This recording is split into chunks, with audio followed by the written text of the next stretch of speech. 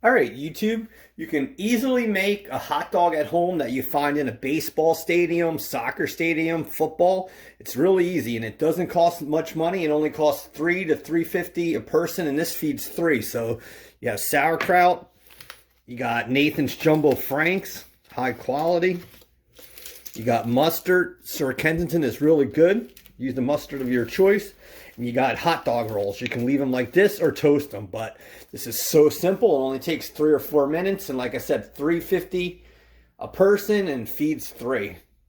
All right, so take your Franks, put them in the pan, and put your pan on medium, and just keep rotating them back and forth.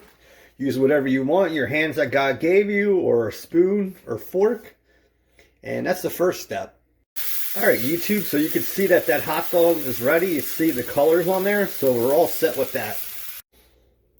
All right, YouTube, so take that sauerkraut and cook that right in that beef grease, and keep your pan on medium and just warm that up. It's only going to take 1 or 2 minutes, but swish that around, get that flavor of the hot dogs into the sauerkraut.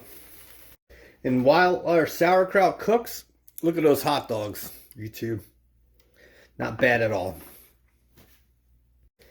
All right, so take your mustard and put that down while the kraut is cooking. And use whatever mustard you want. And this is a stadium hot dog. All right, YouTube. So take the kraut and just place it on your hot dogs. Like I said, it's so simple. This only takes a couple minutes. Use a high quality hot dog, sauerkraut, and buns. And there you have it, YouTube. Stadium hot dog at home. So simple. $3.50 a person. Feeds three. If you like quick recipes, 3-minute recipes, 5-minute recipes, please subscribe, hit the bell, and I bring you so much content every week. God bless.